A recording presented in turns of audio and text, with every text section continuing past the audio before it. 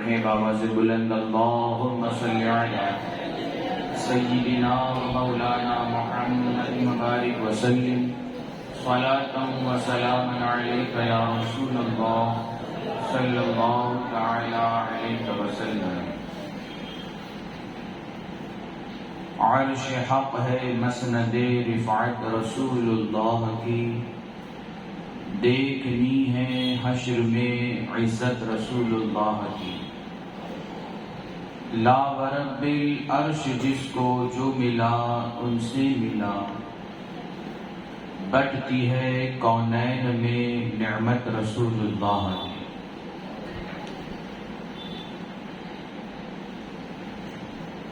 سورج الٹے پاؤں پلٹے چاند اشارے سے وہ چاک، اندھ نجدی دیکھ لے قدرت رسول اللہ کی۔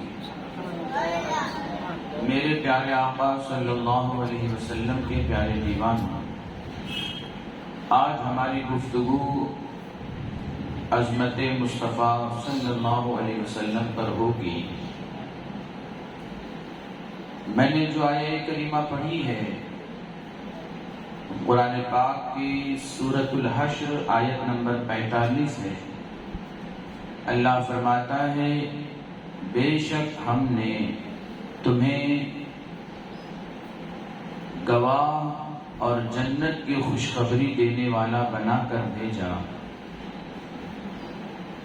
جہنم کے عذاب سے ڈرانے والا بنا کر بھیجا، اور اللہ کی جانب اللہ کی طرف سے دعوت دینے والا اور چمکتا ستارہ بنا کر کے بھیجا۔ پورا قرآن پاک عظمت مصطفیٰ کی گواہی دیتا ہے۔ اگر کوئی شخص عشق رسول اپنے سینے میں لے کر اور اس کی کرن کو اپنی آنکھوں میں سما کر قرآن پاک کو پڑھے تو ایک ایک لفظ سے شان مصطفیٰ کا پیمانہ چھلکتا ہوا نظر آئے گا۔ یہ اس دور کی بات ہے جس دور میں انبیاء کرام کی آمد کا سلسلہ منقطع ہو چکا تھا۔ عیسیٰ علیہ التسلیم آسمان پر بلا لیے گئے، اس کے بعد پوری دنیا میں کوئی نبی اور رسول نہ تھا۔ تقریباً 450 سے 500 سال کا زمانہ گزرتا ہے جسے زمانہ فترت کہا جاتا ہے۔ اس زمانے میں لوگوں نے اپنے نبیوں کی تعلیمات کو بھلا دیا۔ عیسائیوں نے عیسیٰ علیہ السلام کی تعلیمات کو بھلا دیا، یہودیوں نے موسیٰ علیہ السلام کی تعلیمات کو بھلا دیا، جو ابراہیم علیہ التسلیم کے ماننے والے تھے ان کے ماننے والوں نے ان کی تعلیمات کو بھلا دیا۔ لوگ اپنی مرضی کی زندگی گزار رہے تھے، قانون الہی ختم ہو چکا تھا، ظلم کا چاروں طرف شور تھا۔ جو طاقتور تھا وہ کمزوروں پر ظلم ڈھاتا اور ان کے مالوں کو لوٹ لیتا، ان کی زمینوں پر ناجائز قبضے ہو جاتے، ان کے بچوں کو غلام بنا لیا جاتا۔ حال یہ تھا کہ ہر کوئی پریشان تھا، ہر کوئی غم میں ڈوبا ہوا تھا، کوئی ہدایت دینے والا نہ تھا، کوئی سیدھے راستے کو بتانے والا نہ تھا، حلال اور حرام کی تمیز میں فرق کرنے والا کوئی نہ تھا۔ جسے جو سمجھ میں آتا وہ کرتا، جس کے پاس دولت ہوتی، اقتدار ہوتا، سرمایہ ہوتا، وہ اپنا رعب و دبدبہ غربا پر، کمزوروں پر، گرے پڑے لوگوں پر رعب و دبدبہ دکھا کر انہیں اپنے پاؤں کی ٹھوکر پہ رکھتا۔ حال یہ تھا کہ جس کے پاس پیسہ ہے وہی سب کچھ ہوتا، جس کے پاس پیسہ نہ ہوتا وہ اس سماج کا حصہ نہیں بن پاتا، وہ کچھ بھی نہ ہوتا۔ ایسے عالم میں کچھ ایسے بھی زندہ لوگ تھے جو زندہ دلی کے ساتھ دعائیں کر رہے تھے، منتیں مانگ رہے تھے، آرزویں کر رہے تھے اور رب کی بارگاہ میں ہاتھ اٹھا کر کے دعا کر رہے تھے، اے میرے مولا، اے ہمارے رب، اس ظلم کو ختم کیا جائے، اے ہمارے رب کسی ایسے اپنے محبوب بندے کو بھیج دے جو اس زمین پر آنے کے بعد تیرے نظام عدل کو پھر سے قائم کرے، جو زمین میں آنے کے بعد تیری بتائے ہوئے طریقے کے مطابق لوگوں کو سیدھے راہ دکھائے، زمین پر آنے کے بعد ظلم کا خاتمہ ہو، فتنوں کا خاتمہ ہو، بربریت کا خاتمہ ہو جائے، ہر طرح کی ناانصافی کا خاتمہ ہو جائے، پورے ہوئے زمین پر انصاف کا بول بالا ہو، عدل کا بول بالا ہو، لوگ بڑوں کی عزت کریں، چھوٹوں پر شفقت کریں، بیواؤں کا احترام ہو، بچوں پر پیار کی نظر رکھی جائے، اے میرے مولا کسی کو بھیج دے، اپنا خاص بندہ بھیج دے جو اس زمین پر آنے کے بعد جہاں چاروں طرف نفسا نفسی پھیلی ہوئی ہے اور لوگ پریشان حال ہیں، ان کی پریشانی دور ہو جائے۔ جب پوری دنیا سے زندہ دل لوگوں نے رب کی بارگاہ میں ہاتھ اٹھا کر کے دعا کی ہے، تب اللہ کو اپنے بندوں پر پیار آ گیا، اللہ کو ان کی غربت پر پیار آ گیا، اللہ کو ان کی بے کسی پر پیار آ گیا، اللہ کو ان کی جو ہے تکلیفوں کو دیکھ کر کے پیار آیا اور ان زندہ دل لوگوں کی دعائیں قبول ہوئی، اور پھر اللہ رب العزت نے اپنا نائب مطلق بنا کر کے محمد عربی کو اس زمین پر بھیج دیا، رسول اعظم کو اس زمین پر بھیج دیا۔ اے میرے محبوب جاؤ، جا کر کے انصاف کی حکمرانی ہو، انصاف قائم کر دو، جاؤ میرے محبوب عدل کے نظام کو لاگو کر دو۔ اے میرے محبوب جاؤ زمین پر جو انسانیت سسک رہی ہے، جو انسانیت بلک رہی ہے، ان کی اس انسانیت کے چہرے پر بہتے ہوئے آنسو کو پوچھو اور انہیں جو ہے دھارس بڑھاؤ کہ اب تمہارا رہبر آ گیا ہے، اب تمہارا قائد آ گیا ہے، اب تمہارا رہنما آ گیا ہے، اب تمہیں سیدھے راہ پہ چلانے والا آ گیا ہے۔ جب اللہ رب العزت نے اپنے محبوب کو اس زمین پر بھیجا ہے تو یقینی طور پر ہر بڑے نے اس راحت کی سانس لی ہے، ہر چھوٹے نے راحت کی سانس لی، اور زمین کا چپا چپا یہ کہہ اٹھا کہ اللہ کا نور مصطفیٰ کی شکل میں مدینے میں آ گیا ہے، اور اب اس زمین پر صرف اگر حکمرانی ہوتی تو اللہ کی حکمرانی۔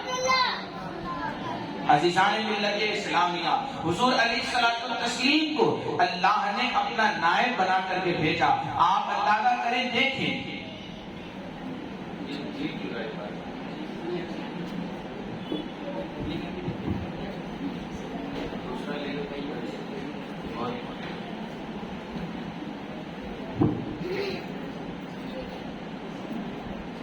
ایک مرتبہ درود شریف پڑھ لیجیے، اللہم صلی علی سیدنا و مولانا محمد وبارک وسلم، صلاۃ و سلام علیک یا رسول اللہ صلی اللہ تعالی علیہ وسلم۔ تو میں عرض کر رہا تھا کہ اللہ رب العزت نے اپنے محبوب کو گوناگو خوبیوں سے، گوناگو صلاحیتوں سے نواز کر کے بھیجا، اور پھر اللہ کے رسول علیہ الصلوۃ والتسلیم کی شان کو قرآن پاک میں جگہ جگہ بیان کیا گیا، قرآن پاک میں جگہ جگہ واضح لفظوں میں اس کا تذکرہ کیا گیا۔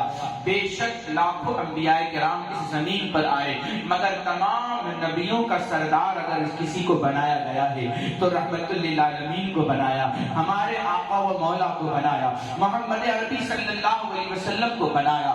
آج آپ دیکھیں کہ اگر اللہ رب العزت نے ہمیں حضور علیہ الصلوۃ والتسلیم کی امت میں پیدا فرمایا ہے تو یہ ہماری مہربانی نہیں ہے، بلکہ یہ اس رب کی مہربانی ہے اور اس رسول کی مہربانی ہے کہ انہیں یہ عالم پسند آیا، وہ ہماری ہدایت کے لیے دنیا میں تشریف لائے، وہ ہماری رہنمائی اور رہبری کے لیے اور قیادت کرنے کے لیے، مسلم امہ کو ایک سیدھے راہ پہ چلانے کے لیے اور قائدانہ صلاحیتوں کو بیدار کرنے کے لیے وہ دنیا میں تشریف لائے، اور انہوں نے واقعی اپنے جب تک وہ باحیا ظاہری طور پر اس دنیا میں رہے مسلمانوں کو کبھی بھی جھکنے نہ دیا، اسلام کو کبھی جھکنے نہ دیا، نہ مسلمانوں کی عزت کو برباد ہونے دیا۔ انہوں نے ہمیشہ گرے پڑے لوگوں کو قائدانہ صلاحیتوں کے ساتھ اٹھایا ہے، ان کے سر کو اٹھایا، انہیں جینے کا حوصلہ سکھایا، اور پھر دیکھتے دیکھتے وہی حضرات جو کل تک پڑے ہوئے تھے کوئی انہیں پوچھتا نہ تھا، محمد عربی صلی اللہ علیہ وسلم کی رحمتوں نے انہیں خرید کر کے جب اپنا غلام وہ آقا بن گئے ہیں، آج تاج خسروا ان کے سر پر جگمگا رہا ہے، آج وہ حوصلہ مندی کے ساتھ زندگی گزار رہے ہیں۔ کل تک وہ بکریاں چلایا کرتے تھے مگر آج وہ پوری کائنات کا نظام سنبھالے ہوئے ہیں، آج وہ پورے ہوئے زمین پر نظام مصطفیٰ کو قائم کرنے میں لگے ہوئے ہیں۔ آپ اندازہ کریں ایسا نظام کیا کسی نبی کی امت میں ملا ہے؟ ایسا رسول کیا اس دنیا میں کوئی آیا ہے جو ہمارے نبی جیسا ہو، جو ہمارے رسول جیسا ہو؟ اللہ رب العزت قرآن پاک میں ارشاد فرماتا ہے سورہ حشر آیت نمبر 45 میں، اے محبوب ہم نے آپ کو انا ارسلناک شاہد، اے محبوب ہم نے آپ کو گواہ بنا کر کے بھیجا ہے۔ آؤ عظمت مصطفیٰ کو دیکھنا ہو، سمجھنا ہو تو قرآن پاک کی اس آیت کو سمجھو، اور ایک عقیدہ بھی آج ایک عقیدے کی بھی وضاحت ہوگی جو آگے آپ کو میں بتاتا ہوں۔ اللہ فرماتا ہے ہم نے آپ کو گواہ بنا کر کے بھیجا۔ میرے نبی گواہ ہیں۔ گواہ کسے کہا جاتا ہے؟ جو کوئی واقعے کو یا کوئی حادثے کو یا کوئی کام کو اپنی آنکھوں سے دیکھا ہو اسے گواہ کہا جاتا ہے۔ جج صاحب اسی لیے پوچھتے ہیں کیا تم نے فلاں کو فلاں کا قتل کرتے ہوئے اپنی آنکھوں سے دیکھا؟ اگر وہ کہتا ہے کہ ہاں میں نے اپنی آنکھوں سے اسے دیکھا ہے تو اب اس کی گواہی مانی جاتی ہے، اس لیے کہ وہ گواہ ہے، اور گواہ کا مطلب ہوتا ہے چشم دید گواہ۔ اپنے آنکھوں سے اس واقعے کو دیکھا ہو، اپنے آنکھوں سے اس منظر کو دیکھا ہو اور پھر اس کے بعد وہ ہو بہو گواہی دیا ہو۔ اللہ نے اپنے محبوب کو گواہ بنا کر کے بھیجا ہے۔ میرے نبی کس چیز کی گواہی دیں گے؟ میرے نبی اپنی امت کے گواہ ہیں، امت کے نمازوں کی گواہ ہیں، امت کے اعمال کے گواہ ہیں، امت کے افکار کے گواہ ہیں، امت کے اخلاق کے گواہ ہیں، امت کے کردار کے گواہ ہیں، امت اس دنیا میں کیا کیا کرے گی ان تمام چیزوں کے وہ گواہ ہیں، اور قیامت کے دن وہ گواہی دیں گے، اللہ کی بارگاہ میں اپنی امت کی گواہی دیں گے۔ سوال یہ پیدا ہوتا ہے جو گواہ ہوتا ہے جو وہ دیکھا ہے اسے اس کی وہ گواہی دیتا ہے، جب اس کا انتقال ہو جاتا ہے اس کے بعد وہ دنیا میں نہیں رہتا، اس کے بعد اگر کوئی واقعہ ہوتا ہے تو گویا اس نے دیکھا ہی نہیں۔ پھر اگر اس مردے کو اٹھا کر کے کہو کہ بتاؤ تم نے فلاں واقعہ دیکھا، پہلی بات تو وہ مردہ ہوگا، وہ اٹھے گا ہی نہیں، وہ گواہی کس چیز کے دے گا؟ آپ غور کیجیے، توجہ دیجیے گا میری باتوں پر۔ گواہ جب انتقال کر جاتا ہے اس کے بعد اگر دنیا میں کچھ ہوتا ہے اس کی خبر اسے نہیں ہوتی۔ مثال کے طور پر آپ میں سے اگر کسی کے رشتے دار کا انتقال 1 سال پہلے ہو چکا، اب آپ اس سے اس کی قبر پر جا کے پوچھو کہ اب دنیا میں کیا چل رہا ہے، تمہارے گھر میں کون کیا کر رہا ہے، کوئی آواز نہیں آئے گی، کچھ اسے پتا نہیں ہوگا، اور قبر پر کھڑے ہو کر کے بات کرنے والے کو دنیا بیوقوف کہے گی اور کہے گی کہ جو انتقال کر چکا اس سے تم کیا گفتگو کر رہے ہو۔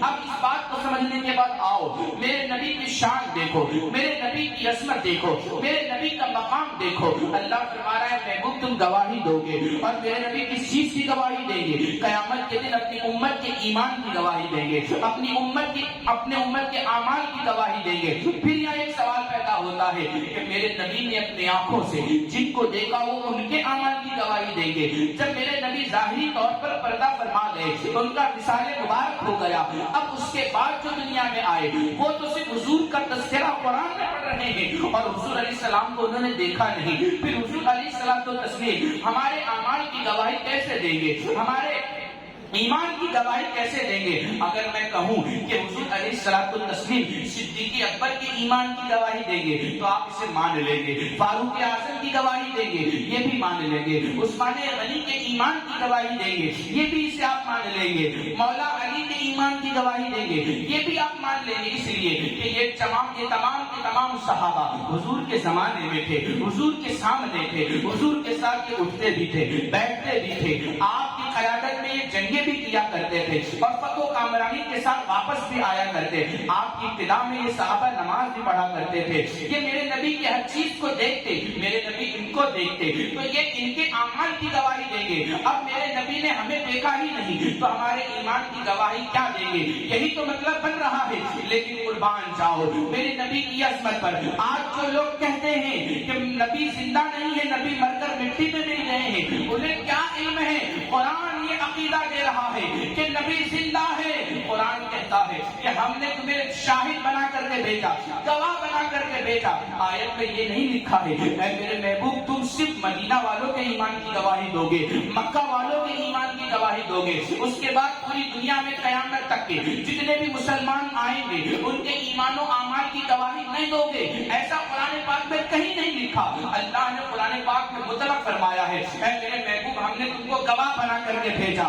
معلوم یہ ہوا میرے نبی جس طرح سے صدیق اکبر کے ایمان کی گواہی دیں گے ایسے ہی قیامت کے دن ہمارے ایمان کی بھی گواہی دیں گے. جیسے وہ انہیں دیکھ رہے تھے آج بھی ان کی روحانیت ہمیں دیکھ رہی ہے, مدینے والے آ کر ہمیں دیکھ رہے ہیں. معلوم یہ ہوا قرآن کہہ رہا ہے کہ نبی کل بھی زندہ تھا, نبی آج بھی زندہ ہے, نبی قیامت تک زندہ رہے گا اور ہمارے اعمال کی وہ گواہی ہے.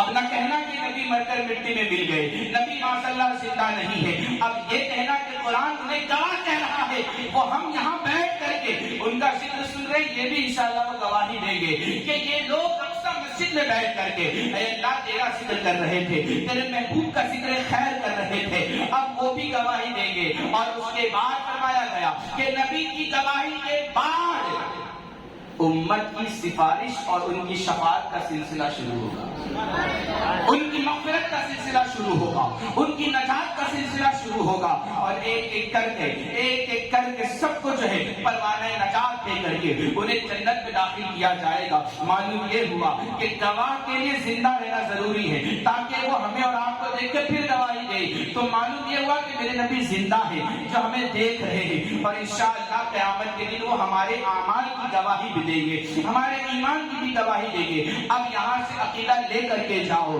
ہم مردہ حسین کا تذکرہ کرنے نہیں بیٹھے ہیں, ہم زندہ حسین کا تذکرہ کرنے بیٹھے ہیں. جب حسین زندہ ہے جو نوازے ہیں تو ان کا نانا رسول اعظم بھی زندہ ہے, اور ان کے جتنے بھی گھر والے ہیں وہ سب کے سب زندہ ہیں. وہ مر چکا ہے جس کا نبی مردہ ہوگا. ہم الحمدللہ اہل سنت و جماعت ہیں, ہم بھی زندہ دل انسان ہیں. حسین کا ذکر کر رہے ہیں وہ بھی زندہ ہے, اور اس نبی کا بھی ذکر کر رہے ہیں جو بھی زندہ ہے, اور جن کے خیال سے ہزاروں مردوں کو زندگی عطا کی جاتی ہے.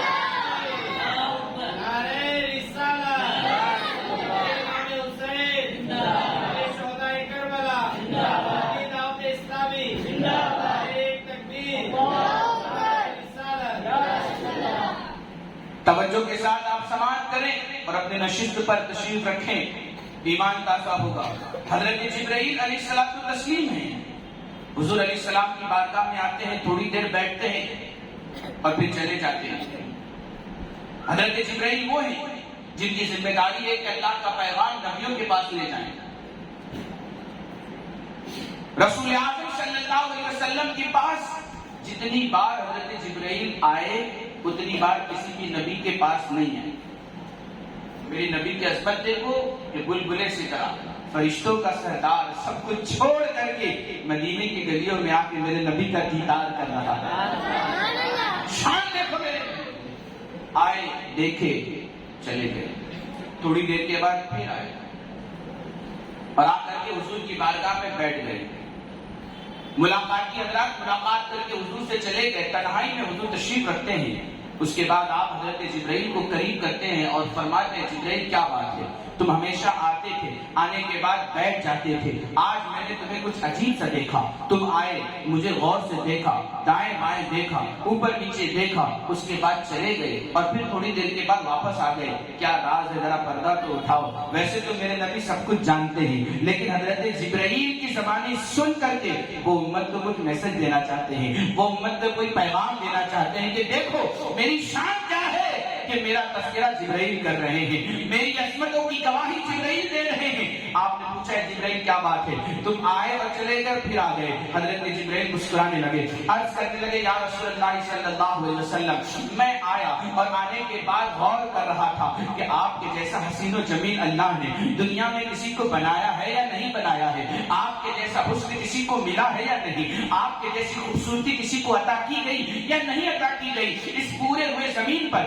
آپ کے جیسا حسین و جمیل کوئی رب نے کسی کو بنایا ہے یا نہیں بنایا ہے، کسی ماں نے جنا ہے یا نہیں جنا ہے، میں یہی دیکھنے کے لیے آیا تھا۔ اسی لیے غور سے جب میں نے آپ کے چہرے کو دیکھا تو میں یہاں سے مشرق چلا گیا، وہاں کے انسانوں کو دیکھا، مگر آپ کے جیسا حسین و جمیل کسی کو نہیں دیکھا۔ وہاں سے اٹھ کر کے میں مغرب چلا گیا، وہاں کے انسانوں کو دیکھا، وہاں پر بھی آپ کے جیسا خوبصورت کسی کو نہ پایا۔ پھر اس کے بعد میں پورب گیا، پچھم گیا، بلکہ میں پورے روئے زمین کا چکر لگا کر کے آ رہا ہوں، اور آنے کے بعد میں یہ اس نتیجے پر پہنچا ہوں کہ یا رسول اللہ صلی اللہ علیہ وسلم، میں پورے روئے زمین کا چکر لگا لیا، مگر آپ کے جیسا حسین و جمیل کسی کو میں نہیں پاتا ہوں، اور اللہ رب العزت نے آپ کے جیسا خوبصورت اور آپ کے جیسا حسن کسی کو نہیں دیا ہے۔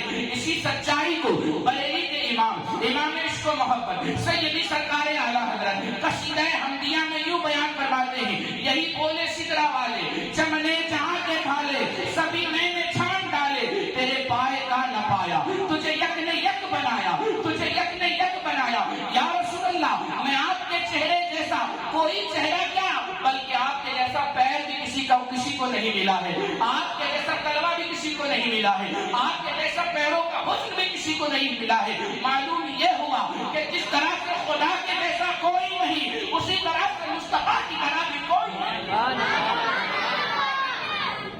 ان کے جیسا بھی کوئی نہیں۔ اور یہ حضرت یوسف علیہ السلام کو جو حسن ملا تھا وہ صدقہ تھا میرے نبی کے حسن کا۔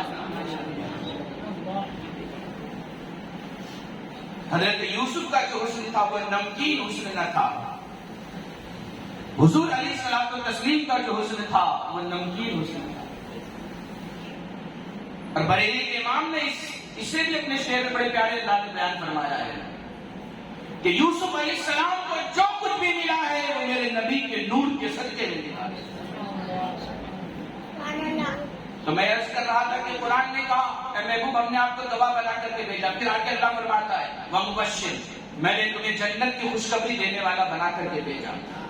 میرے نبی ایسے ہیں الحمدللہ کہ انہوں نے اپنی امت کو چھوٹے سے چھوٹے عمل پر جنت کی بشارت دی۔ یہاں تک کہ فرمایا گیا اگر کوئی راستے میں پڑے ہوئے تکلیف دہ چیز کو ہٹا لے تاکہ کسی کا پیر زخمی نہ ہو وہ بھی جنتی ہے، کوئی کسی پیاسے کو پانی پلا دے وہ جنتی ہے، کوئی کسی کو کھانا کھلا دے وہ جنتی ہے، اندھا اگر راستہ پار نہ کر پا رہا ہو اس کا ہاتھ پکڑ کے راستہ پار کرا دے وہ بھی جنتی ہے، اسے منزل تک پہنچا دے وہ بھی جنتی ہے، کوئی مسافر اپنا راستہ بھول گیا اسے اس کی منزل تک پہنچا دے، منزل مقصود تک پہنچا دے وہ بھی جنتی ہے۔ اگر کوئی کما کر کے محنت کر کے اپنے بیوی بچوں کو، اپنے بھائیوں کو، اپنے ماں باپ کو روزی کما کر کے کھلاتا ہے تو ہر لقمے پر اللہ اسے صدقے کا ثواب عطا فرماتا ہے، وہ بھی جنت میں جانے والا کام کر رہا ہے۔ یہاں تک کہ فرمایا گیا کہ اگر کوئی اولاد اپنے ماں باپ کو پیار کی نظر سے ایک مرتبہ دیکھتا ہے تو اللہ اسے حج اور عمرے کا ثواب عطا فرماتا ہے، وہ بھی جنتی ہے۔ یہاں تک کہ کوئی عالم دین کے چہرے کی زیارت کرتا ہے، ان کی قدم بوسی کرتا ہے، ان کی خدمت کرتا ہے، انہیں نذرانے دیتا ہے، انہیں تحفے تائید پیش کرتا ہے وہ بھی جنتی ہے۔ کوئی غریب کی خدمت کرتا ہے وہ بھی جنتی ہے، کوئی بیوہ اور مظلوموں کی مدد کرتا ہے وہ بھی جنتی ہے۔ یہ میرے نبی کی محبت نہیں ہے کہ اپنی امت کو چھوٹے سے چھوٹے عمل پر جنت کی بشارت دے۔ دنیا سوتی ہے سو کے اٹھ جاتی ہے، آؤ سونے کے بعد بھی اگر آپ کو ثواب حاصل کرنا ہے تو میں طریقہ بتاتا ہوں۔ آپ سو تو وضو کر کے سو، آپ سو تو دائیں کروٹ پر سو، آپ کس طرح سے سو جس طرح سے میرے نبی سویا کرتے تھے۔ دائیں کروٹ پر سونا میرے نبی کی سنت ہے، دائیں ہاتھ کو اپنے کنپٹی کے پاس نیچے رکھ کے سونا یہ بھی میرے نبی کی سنت ہے، وضو کر کے سونا یہ بھی میرے نبی کی سنت ہے۔ جو نبی کی سنت پر عمل کرتا ہے وہی شخص جنتی ہوتا ہے۔ آپ کھانا کھاؤ تو یہ فکر ہو کہ جس طرح سے میرے نبی کھانا کھایا کرتے تھے اسی طرح سے میں کھانا کھاؤں گا، جس طرح سے میرے نبی کپڑا پہنا کرتے تھے میں اس طرح سے کپڑا پہنوں گا، جس طرح سے میرے نبی گفتگو کیا کرتے تھے میں اس طرح سے گفتگو کروں گا، جس طرح سے میرے نبی لوگوں سے ملتے جلتے تھے اس طرح سے ملتا جلتا رہوں گا۔ تو یاد رکھو مسلمانوں دو فائدہ ہوگا، آپ کا دنیا کا کام بھی بنے گا، آخرت کا بھی کام بنتا جائے گا، فرشتے نامہ اعمال میں نیکیاں بھی لکھتے جائیں گے، اور آپ جنت میں جانے والا عمل کرتے جائیں گے. اسی لیے میرے نبی کو اللہ نے کہا مبشر، اے میرے محبوب آپ اپنی امت کو جنت کی بشارت دینے والے ہو. یہ میرے نبی کی شان ہے کہ وہ اپنی امت سے اتنی محبت فرماتے ہیں، اتنی محبت فرماتے ہیں کہ رات میں تہجد کے وقت اٹھ کر کے سجدے میں سر رکھ کر کے اپنی امت کے لیے دعا کرتے ہیں، رب ہب لی امتی، رب ہب لی امتی. اے میرے مولا میری امت کو میرے حوالے کر دے، میری امت کو میرے سپرد کر دے. اے مولا میری امت کو بخش دے، بخش دے، بخش دے. کل قیامت کے دن بھی جب نفس رسی کا عالم ہوگا، انبیاء کرام بھی جلال خدا بندی کے سامنے کچھ بول نہ سکیں گے. اس وقت اگر بولنے کی اجازت کسی کو ہوگی تو مصطفیٰ کریم کو اجازت ہوگی. اگر کوئی بول سکتا ہوگا تو میرے نبی کی ذات ہوگی جو بولے گی، اور بولنے کے بعد وہ اپنے گھر والوں کی شفاعت نہیں کرائیں گے، وہ پہلے شفاعت کرائیں گے تو اپنی گنہگار امت کی شفاعت کرائیں گے. آپ تو خود فرماتے ہیں شفاعتی امتی لأہل الکبائر او کما قال نبی صلی اللہ علیہ وسلم کہ میری شفاعت میری امت کے بڑے بڑے گناہ کرنے والوں کے لیے ہوگی. اس لیے کہ جو نیک ہوگا وہ اپنی نیکی کے عوض جنت میں چلا جائے گا، جو گناہ گار ہوگا وہ میرے نبی کی نظر کرم کے طفیل وہ جنت میں جائے گا، میرے نبی کی شفاعت کے طفیل وہ جنت میں جائے گا. وہاں پر بھی میرے نبی سجدے میں سر رکھ کر کے اگر مانگیں گے اپنے رب سے تو اپنی امت کی سلسلے میں مانگیں گے اور کہیں گے کہ اے میرے مولا میری امت کو بخش دے. اس وقت رب فرمائے گا یا محمد صلی اللہ علیہ وسلم ارفع راسک قل اسمع واشفع تشفع. اے محمد صلی اللہ علیہ وسلم آپ اپنے سر کو اٹھا لیجئے، بولیے کیا بولتے ہیں، آپ کی بات سنی جائے گی. شفاعت کیجئے، شفاعت ہوگی. میرے نبی فرماتے ہیں جب تک کہ میرا امتی ایک امتی بھی جنت میں نہیں چلا جائے گا مجھے سکون نہیں ملے گا. میں شفاعت کرتا جاؤں گا، لوگوں کو جنت میں داخل کراتا جاؤں گا. وہ صرف دنیا ہی میں بشارت نہیں دیں گے، جنت میں پہنچا کر کے ہی ہمیں رہیں. یہ ان کی مہربانی ہے. اللہ آگے فرماتا ہے قرآن پاک میں وَنَذِيرًا، جہنم سے ڈرانے والا بنا کر کے بھیجا.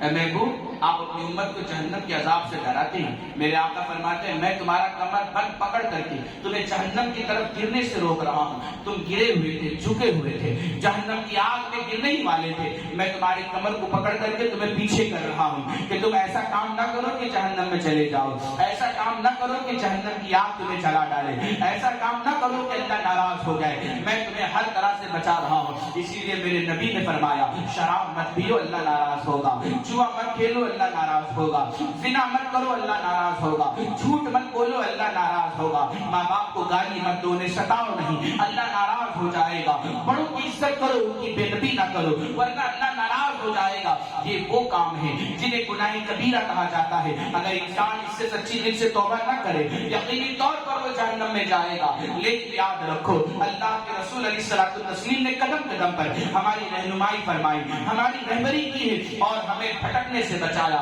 ہمیں عذاب جہنم سے بچانے کی انہوں نے بھرپور کوشش کی. اور آج الحمدللہ جو بھی اپنے ماں باپ کی عزت کرتا ہے گویا کہ وہ نبی کے فرامین پر عمل کرتا ہے. اگر کوئی سود سے بچتا ہے گویا کہ وہ حضور کی باتوں کو سن کر کے سود سے بچ رہا ہے. اگر کوئی زنا یا شراب نوشی سے بچ رہا ہے تو وہ حضور علیہ السلام کی باتوں کو سننے کے بعد اپنے آپ کو بچا رہا ہے. یقینی طور پر وہ اپنے آپ کو جہنم میں گرنے سے بچا رہا ہے. تو کہاں جائے گا؟ اس کا ٹھکانہ وہی ہوگا جسے قرآن کہتا ہے یا ایھا النفس المطمئنہ ارجعی الی ربک راضیۃ مرضیہ. اے اطمینان پا جانے والی جان لوٹا اپنے رب کی طرف، لوٹا پلٹا اپنے رب کی طرف، ناراض ہو کر کے مت آ، اس لیے کہ میری رحمت خوش کرنے والی ہے. راضی ہو کر کے آ جا، خوش ہو کر کے آ جا. فادخلی فی عبادی، اور میرے نیک بندوں میں داخل ہو جا. وادخلی جنتی، اور میری جنت میں داخل ہو جا. یہ قرآن پاک کی وہ آیت ہے جسے مسجد کے امام اکثر نماز میں پڑھتے ہیں، لیکن کبھی آپ نے اس کے ترجمے پر غور کیا، کبھی آپ نے اس کی تشریح سنی ہے، کبھی آپ نے اس کی تفسیر پر غور کیا. جو لوگ اس دنیا میں نفس کے بہکاوے میں نہیں آتے اور نفس کو اپنے پیروں تلے کچل دیتے ہیں اور شیطان کے بہکاوے میں نہیں آتے بلکہ رحمان کی بتائی باتوں پر چلتے ہیں اور قرآن و حدیث کے مطابق زندگی گزارتے ہیں اور اپنے دامن کو اولیاء کرام سے مضبوط باندھ کر کے رکھتے ہیں، ایسے ہی لوگوں کو کہا گیا اے اطمینان پا جانے والی جان. اس لیے کہ گناہ میں چند سیکنڈ کی لذت ہے لیکن گناہ کا بوجھ اس کے سر پر ہمیشہ باقی رہتا ہے. گناہ کرنے والا گناہ کرنے کے بعد اس کا دل اندر سے روتا ہے, اس کے چہرے پر پسینے آتے ہیں, اس کے دل میں گویا کہ کانٹا چبھتا ہے اور وہ کھٹکتا رہتا ہے, اس لیے کہ وہ گناہ ہے وہ اسے بے چین کر دے گا, وہ گناہ ہے وہ اسے سونے نہیں دے گا, وہ گناہ ہے وہ اسے آرام سے جینے نہیں دے گا, وہ گناہ ہے جو اسے سکون کے ساتھ زندگی گزارنے کا موقع نہیں دے گا. اسی لیے کہا گیا توبہ کر لو. توبہ کرنے سے گناہ دھل جاتے ہیں, جو کانٹا چبھا تھا وہ کانٹا نکل جاتا ہے اور انسان کو ایک اطمینان ملتا ہے, اور وہی اطمینان ہے. اور جب روح کو اطمینان ملتا ہے, اسی اطمینان پانے والی روح کو کہا گیا اے اطمینان پا جانے والی جان اپنے رب کی طرف لوٹ. تو ایسا کام کرو کہ آپ کی روح مطمئن ہو جائے, آپ کی روح مطمئن ہو جائے. اس زمین پر بے شمار انبیاء کرام ہیں, اسی زمین پر بے شمار اولیاء کرام ہیں جنہوں نے کبھی بھی جسم کو تندرست کرنے پر توجہ نہ دی, روح اور روحانیت کو مضبوط کرنے پر انہوں نے توجہ دی. اس لیے کہ جسم دبلا ہو جائے یا موٹا ہو جائے کوئی فرق نہیں پڑتا, جس کی روحانیت مضبوط ہوگی وہ سب کچھ کر سکتا ہے. غریب نواز ہندوستان میں آئے تھے, کون تھا ان کے ساتھ؟ فقراء کی جماعت تھی جو چند لوگوں پر مشتمل تھے, اور چاروں طرف سے راجاؤں کی حکومت تھی جو انہیں گھیر کر مارنے کی کوشش کر رہے تھے, مگر غریب نواز ڈرے نہیں, اس لیے کہ جو رب سے ڈرتا ہے وہ کسی سے نہیں ڈرتا, اس کے دل میں کسی کا خوف نہیں ہوتا, وہ ڈرے نہیں, گھبرائے نہیں. انا ساگر چھوڑ دو, مار دیے جاؤ گے, چھوڑے گے نہیں, نکل جاؤ ہمارے شہر سے ورنہ بیڑیاں تمہارے پیروں میں ڈال دی جائے گی, مگر ڈرے نہیں. موسیٰ علیہ السلام نے کیسے فرعون کے دربار میں جادوگروں کے پسینے نکال دیے تھے, اکیلے ہزاروں جادوگروں پر بھاری ہو گئے تھے, اس لیے کہ روحانیت مضبوط تھی. ایسے ہی غریب نواز یہاں کے راجاؤں پر بھاری ہو گئے کیونکہ روحانیت مضبوط تھی, اور روحانیت اسی وقت مضبوط ہوتی ہے جب انسان اپنے آپ کو نبی کے راستے پر قدموں پہ ڈال دیتا ہے اور حضور کی سنت کو اپنا اوڑھنا اور بچھونا بنا دیتا ہے, اسی کی روحانیت مضبوط ہے. اور آج دیکھو ہزاروں بادشاہ آئے, لاکھوں راجا آئے, مسلم راجا بھی آئے, غیر مسلم راجا بھی آئے, جنگیں کی, زمینیں فتح کیا, سب کچھ انہوں نے حاصل کر لیا, اقتدار بھی انہوں نے حاصل کر لیا, حکومت بھی کی, آئے مر گئے, چلے گئے, اپنا گئے. آج ان کی قبر پر کوئی دیا جلانے والا نہیں ہے, اس لیے کہ وہ آئے تھے زمین کو قبضے میں لینے کے لیے. غریب نواز آئے, انہوں نے زمین پر قبضہ نہ کیا, یہاں کے لوگوں کے دلوں پہ قبضہ. اسی لیے جو زمین کی نیت سے آئے تھے اسے بابر ظہیر الدین کہتے ہیں, جو دین کے لیے آئے تھے اسے خواجہ معین الدین کہتے ہیں. ابھر کے ختم ہو گئے, انہیں کوئی یاد کرنے والا نہیں. غریب نواز کی روحانیت آج بھی زندہ ہے اور دنیا میں لاکھوں ان کے چاہنے والے موجود ہیں. وہ حسنی حسینی آل ہے, جب آل کا یہ حال ہے تو سردار کا کیا حال ہے؟ جب آل کا یہ مقام ہے تو ان کے بابا حسین کا مقام کیا ہوگا؟ اور پھر جو حسین کی عظمت کو سمجھ لے گا تو آگے بڑھو, غوث پاک کا کیا حال ہوگا, اور آگے بڑھو حسین کا کیا حال ہوگا, اور آگے بڑھو علی کا کیا حال ہوگا, اور آگے بڑھو تو مصطفیٰ کا کیا حال ہوگا. تو اپنی روح کو مطمئن کرو. زیادہ کھانے سے روح مطمئن نہیں ہوتی, بے چین ہوتی ہے, ڈکار آتی ہے, گھبراہٹ آتی ہے, نیند نہیں آتی. جو کم کھاتا ہے اسے جلدی نیند آتی ہے کیونکہ روح مطمئن ہوتا ہے. اور بھی کوئی بہت ساری باتیں ہیں. تصوف ایک الگ عنوان ہے. آج عظمت مصطفیٰ پر ہم گفتگو کر رہے ہیں. اللہ قرآن پاک میں آگے فرماتا ہے, ابھی ہم قرآن پاک کی تشریح ہی کر رہے ہیں اس آیت کی, وَدَاعِيًا إِلَى اللَّهِ بِإِذْنِهِ وَسِرَاجًا مُنِيرًا. اے محبوب, ہم نے آپ کو اللہ کی جانب بلانے والا بنا کر کے بھیجا. پوری زندگی آپ نے لوگوں کو کبھی بھی اپنی طرف نہیں بلایا, رب کی طرف بلایا, رب کی طرف بلایا. اور جو آئے حکمراں بن گئے, تاجدار بن گئے. اور پوری دنیا پہ چھا گئے، کیونکہ انہوں نے اپنے ہاتھ میں اپنے کنبہ یا قبیلہ کا قانون نہ لیا تھا، بلکہ مصطفیٰ کا نظام انہوں نے اپنے ہاتھ میں لیا تھا، جس کی بدولت پوری دنیا پہ چھا گئے۔ آگے اللہ فرماتا ہے ہم نے محبوب آپ کو چمکتا ستارہ، چاند اور تارا بنا کر سراجم منیرا، روشن چراغ بنا کر کے بھیجا۔ میرے نبی کو اللہ رب العزت نے چراغ سے تشبیہ،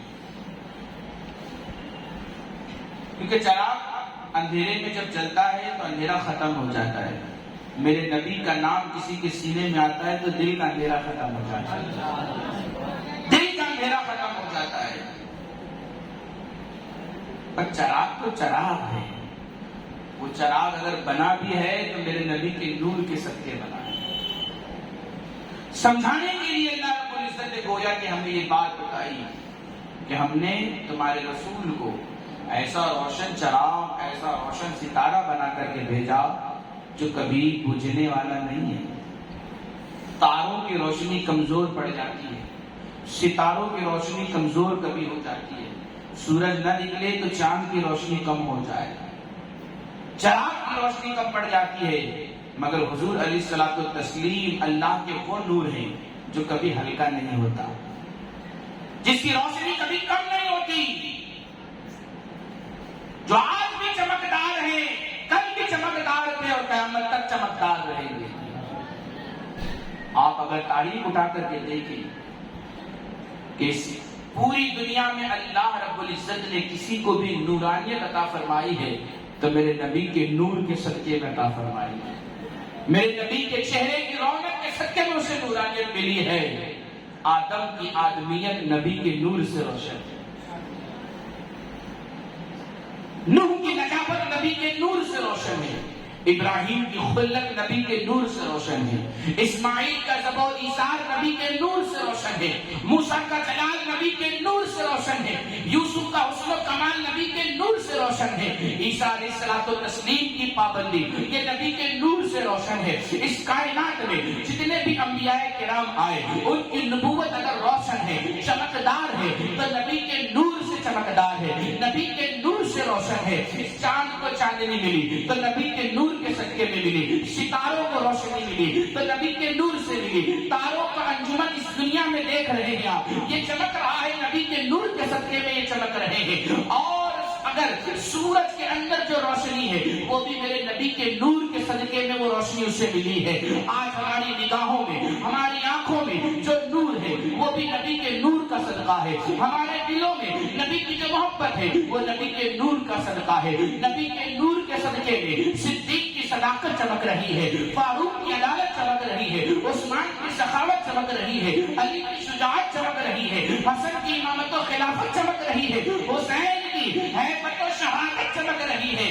انشاءاللہ یاد رکھو جو مسلمان اپنے نبی سے سچی محبت کرے گا جب تک وہ زندہ رہے گا وہ بھی چمکتا رہے گا، اس کی آل اولاد بھی چمکتی رہے گی۔ جب قبر میں جائے گا تو قبر بھی اندھیرے سے جو ہوگی وہ اندھیرا بھی ختم ہوگا اور قبر بھی چمکدار ہوگی۔ میدان محشر میں جائے گا تو اس کا چہرہ وہاں بھی چمکدار ہوگا۔ میرے نبی کو اللہ نے روشن ستارہ، چمکدار، چمکنے والا بنا کر کے بھیجا۔ اور آج بھی آپ دیکھیں اسلام کے خلاف پوری دنیا میں نہ جانے لوگ کیا کیا کر رہے ہیں۔ معاذ اللہ کوئی قرآن پاک کو جلا رہا ہے، کوئی مسجدوں پر پابندی لگانے کی بات کر رہا ہے، مگر وہ جتنا کوشش کر رہے اسلام کو دبانے کی، اسلام کہیں نہ کہیں سے پھر ابھر رہا ہے، کیونکہ اللہ نے اسلام کی فطرت میں، قدرت میں لچک دی ہے، جتنا ہی دباؤ گے اتنا ہی ابھرے گا۔ کہیں مارو گے تو کہیں ہزاروں عیسائی اور یہودی اسلام قبول کر کے اسلام کے خادم بنتے ہوئے نظر آئے۔ یہ کبھی مٹنے والا نہیں، کیونکہ اس اسلام کے درخت میں اور اس درخت کے اندر جو چیز ڈالی گئی، جس سے درخت کو سینچا گیا ہے، میرے نبی کے خون مبارک سے سینچا گیا ہے، اہل بیت اطہار کے خون مبارک سے، مذہب اسلام کے لہلہاتے ہوئے گلشن میں جو آبیاری کی گئی، جو گویا پانی کا چھڑکاؤ کیا گیا ہے، وہ صحابہ کی قربانیوں کا صدقہ ہے، اہل بیت اطہار کی قربانیوں کا صدقہ ہے، شہدائے کربلا کی قربانیوں کا صدقہ ہے، بزرگان دین کی قربانیوں کا صدقہ ہے۔ یاد رکھو یہ معزز لوگ تھے، باعزت لوگ تھے، یہ جس پر ہاتھ رکھنے پہ وہ بھی عزت والا بن جاتا۔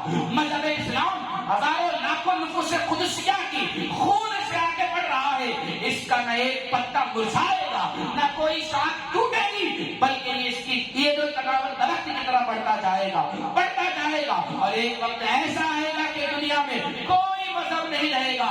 اگر کوئی مذہب رہے گا تو مذہب اسلام رہے گا، اور اگر کوئی پکارنے والا ہوگا تو مولا کو پکارنے والا ہوگا۔ عزیزان ملت اسلام، ہم اگر سو جاتے ہیں تو ہمارا وضو ٹوٹ جاتا ہے، نبی اگر سو جائیں تو ان کا وضو نہیں ہے۔ نبی کی شان یہ ہے کہ اگر وہ سو جائیں تو معراج منامی، جاگے تو خدا سے ہم کلامی، سو جائیں تو معراج، بیدار ہو تو اللہ سے کلام۔ عصمت دیکھو میرے نبی۔ آج جو لوگ کہتے ہیں کہ معاذ اللہ نبی ہماری طرح تھے، وہ پہلے آئے تو بڑے بھائی، ہم بعد میں آئے تو چھوٹے بھائی، یہ چھوٹے بڑے کا فرق آپ کو کس کتاب سے پڑھایا گیا ہے؟ جب اللہ نے تمام نبیوں اور رسولوں کے درجوں میں فرق رکھا ہے، تلک الرسل فضلنا بعضهم علی بعض، اللہ نے فرمایا کہ اللہ نے رسولوں کے درمیان ایک دوسرے پر فضیلت بخشی ہے، یعنی تمام نبیوں اور رسولوں کا ایک جیسا مرتبہ نہیں ہے۔ تمام رسول ہیں، تمام نبی ہیں، اپنی جگہ ہے، نبوت و رسالت میں سب ایک ہیں، مگر اللہ نے جو ان کو ایکسٹرا فضیلت دی ہے وہ ایک نہیں ہے۔ جب رسولوں میں کوئی ایک نہیں تو آج اس دنیا میں کون ایسا ہے جو کہے کہ وہ نبی ہماری طرح تھے؟ مجھے بتاؤ، چلو میں آپ کو سمجھاتا ہوں دنیاوی مثال کے ذریعے سے۔ بیٹا کتنا بھی بڑا ہو جائے، پڑھا لکھا ہو جائے، پیسے والا ہو جائے، عزت شہرت کا مالک ہو جائے، مگر باپ سے بڑا نہیں ہو سکتا۔ مانتے اس بات کو؟ مانتے بولیے، باپ سے بڑا نہیں ہو سکتا۔ بیٹی کتنی بھی اچھے گھرانے میں کیوں نہ چلے جائیں، ماں کے آگے نہیں جا سکتی، ماں سے بڑی نہیں ہو سکتی۔ طالب علم استاد کے برابر نہیں ہو سکتا، مرید اپنے مرشد کے برابر نہیں ہو سکتا، اسی طرح سے کوئی امتی نبی کے برابر ہرگز نہیں ہو سکتا۔ اگر جو لوگ یہ عقیدہ رکھتے ہیں کہ نبی ہماری طرح معاذ اللہ، تو پھر انہیں یہ کہنا ہوگا کہ میرے والد بھی میری طرح ہیں، میرے برابر ہیں۔ انہیں کہنا ہوگا کہ میرے مرشد بھی میری طرح ہیں، انہیں کہنا ہوگا کہ میرے استاد بھی میری طرح ہے۔ وہ یہاں نہیں کہیں گے، وہ وہاں کہیں گے۔ یہ تو شیطان ہے جو دھوکے کے پردے میں لے کے انہیں مارتا ہے، اور ایسا مارتا ہے کہ ان کی عقل غائب ہو جاتی ہے۔ یاد رکھو، اس دنیا میں انسان ایک جیسا برابر نہیں ہے، تو نبی کے برابر کیسے؟ آپ دیکھو نبی کی عظمت دیکھو، آپ کہیں بھی جائیے، اسٹیشنوں پر جائیے، بس اسٹاپ پر جائیے، کہیں بھی جائیے، لکھا ہوگا یہاں تھوکنا منع ہے، ڈونٹ اسپلٹ ہیئر، یہاں مت تھوکو، پروہیبٹڈ ایریا، ممنوع علاقہ، یہاں تھوکو نہیں۔ کیوں منع کیا گیا تھوکنے سے؟ کیونکہ انسان کے تھوک میں بیماری ہے، انسان کے تھوک میں کیڑے ہیں، انسان کے تھوک میں جو ہے بیماری ہے، اس وجہ سے کہ تھوکنا نہیں، منع ہے۔ ویسے میرے نبی نے کیا ہمیں سکھایا؟ مومن کے جھوٹے میں شفا ہے۔ مومن کے جھوٹے میں وہ اس وقت ہے جب وہ اپنے منہ کو گندی چیزیں کھا کے گندا نہ بنائے، یہ بھی یاد رکھیے، اس وقت ہے۔ تو حکومتیں کیا کرتی ہیں؟ ہر جگہ لکھتی ہے کہ یہاں تھوکنا منع ہے۔ کیوں منع ہے؟ کہ بیماری پھیلتی ہے، گندگی پھیلتی ہے۔ آؤ میرے نبی کا لعاب دہن کیسا تھا، میرے نبی کا دودھ مبارک کیسا تھا؟ کھانے کنویں میں ڈال دیں تو میٹھا ہو جائے، اندھے کی آنکھ میں ڈال دیں تو اسے روشنی مل جائے۔ بے زبان کی زبان پر اگر مل دے تو اسے بولنے کی طاقت خدا دے دے، تھوڑے سے پانی میں ڈال دے تو وہ زیادہ ہو جائے۔ حضرت ابو ہریرہ رضی اللہ تعالیٰ عنہ روایت کرتے ہیں کہ خاتون نے ایک پیالہ دودھ حضور کی بارگاہ میں تحفے میں بھجوایا۔ حضور علیہ السلام نے فرمایا ابو ہریرہ لے جاؤ اس دودھ کو اصحاب صفہ کو پلا دو۔ وہ تقریباً 70 سے زیادہ صحابہ تھے جو اپنے علاقوں کو، اپنے ملک کو، اپنی ریاستوں کو چھوڑ کر دین سیکھنے کے لیے میرے نبی کے قدموں میں آ گئے تھے۔ ان کے کھانے کی ذمہ داری نبی نے اپنے کاندھوں پر لی تھی، ان کے آرام کی ذمہ داری نبی نے اپنے کاندھوں پر لی تھی۔ آج بھی نشان لگایا گیا حضور کے روضے ہی کے پیچھے، جو لوگ حج یا عمرہ کرنے جاتے ہیں وہ دیکھے ہوں گے، وہی چبوترا آج بھی بنا ہوا ہے جہاں پہ وہ 70 نفوس قدسیہ بیٹھا کرتے تھے، جو اسلام کا پہلا مدرسہ تھا، پہلی خانقاہ تھی اور پہلے استاد حضور علیہ الصلوۃ والتسلیم تھے۔ حضرت ابو ہریرہ سے فرمایا لے جاؤ اسے۔ حضرت ابو ہریرہ کہنے لگے یا رسول اللہ ایک پیالہ دودھ ہے، ایک آدمی پی لے گا، وہاں تو 70 لوگ ہیں، کیسے پیئیں گے؟ میرے نبی نے لعاب دہن ڈال دیا، فرمایا اے ابو ہریرہ لے جاؤ اسے۔ حضرت ابو ہریرہ کہتے ہیں کہ میں لے گیا اور میں حیران بھی تھا کہ ایک پیالے میں اتنی برکت کیسے آ گئی۔ بہرحال ان کا ایمان تھا کیونکہ وہ نبی ہیں، رسول ہیں، قائد مطلق ہیں اور حاکم بھی ہیں، حکیم بھی ہیں۔ آپ نے جا کے سب کو پلایا، سارے صحابہ پیٹ بھر کر کے پی لیتے ہیں۔ پھر اس کے بعد دیکھا کہ دودھ ذرہ برابر ختم ہی نہیں ہوا، پیالہ ویسے کا ویسا بھرا ہوا ہے۔ بظاہر وہ چھوٹا پیالہ تھا مگر برکت دیکھو، میرے نبی کا تھوک مبارک اس میں چلا گیا، لعاب دہن چلا گیا، تو پھر اس میں ایسی برکت آ گئی کہ اتنے سارے لوگ پی لیتے ہیں۔ اور اس کے بعد وہ لا کر حضور کی بارگاہ میں عرض کرتے یا رسول اللہ صلی اللہ علیہ وسلم میں نے سب کو پلا دیا مگر یہ ذرہ برابر بھی کم نہیں ہوا۔ میرے آقا فرماتے ابو ہریرہ تم نے نہیں پیا؟ کہا نہیں میں نے تو ابھی تک نہیں پیا۔ فرمایا تم بھی پی لو۔ ابو ہریرہ فرماتے میں بھی خوب پی لیا اور پینے کے بعد میرا بھی پیٹ بھر گیا لیکن دودھ کم نہیں ہوا، اور اس کے بعد بھرا ہوا پیالہ میں حضور کے ہاتھ میں دے دیا۔ بریلی کے امام بیان فرماتے ہیں کیوں جناب ابو ہریرہ کیسا تھا وہ جامع شیر جس سے 70 صاحبوں کا دودھ سے منہ پھر گیا۔ یعنی ابو ہریرہ وہ پیالے کی شان کیا تھی کہ 70 صحابہ دودھ پی کر کے اپنے منہ کو گھما لیتے ہیں مگر دودھ ذرہ برابر کم نہیں ہوتا۔ لاؤ ایسا کوئی انسان کہ جس کے خوب میں وہ تاثیر ہو کہ وہ دودھ میں ڈال دے تو دودھ میں دودھ جو ہے زیادہ ہو جائے، پانی میں ڈال دے تو پانی زیادہ ہو جائے۔ آج اس دنیا میں کوئی اپنے دھوپ کا مقابلہ نبی کے لعاب دہن سے نہیں کرتا تو اپنے وجود کا مقابلہ نبی کے وجود سے کیسے کر سکتا ہے؟ کیسے کر سکتا ہے؟ اللہ کے رسول علیہ الصلوۃ والتسلیم جانوروں کی بوریاں سمجھا کرتے تھے۔ آج آپ سمجھتے تو بتاؤ کوئی ہے دنیا میں دعویٰ کرنے والا؟ یہاں تک کہ جو جانور کو بچپن سے پالتے پوستے ہیں وہ بھی اشارہ سمجھتے ہیں، بولی نہیں سمجھتے۔ تو کیا کرتے ہیں؟ اشارہ سمجھتے، بولی نہیں سمجھتے۔ لیکن میرے آقا کی شان یہ ہے کہ کبھی چڑیا آ کے فریاد کر رہی ہے، کبھی جانور آ کے قدم کو بوسہ دے رہی ہے، کبھی پتھر درود و سلام کی صدائیں بلند کر رہے ہیں، کبھی اونٹنی آ کر کے اپنا مسئلہ پیش کر رہی ہے، کبھی ہرن کا بچہ آ کر کے کہہ رہا ہے کہ میری ماں کو شکاری نے شکار کر لیا، بچا لیجیے یا رسول اللہ۔ کبھی جنگل کے جانور دیکھ کر کے اپنا راستہ بدل دیتے ہیں کہ یہ حضور تشریف لا رہے ہیں۔ کیا کوئی ہے ایسا جو جانوروں کی بولی سمجھتا ہو، جانوروں کے درد کو محسوس کرتا ہو، جانوروں کے دکھ کو وہ محسوس کر سکتا ہو؟ کیا کسی انسان کے اندر ایسا دماغ، ایسی فیلنگ، ایسی سوچ ہے جو اللہ نے میرے محبوب کو عطا فرمائی؟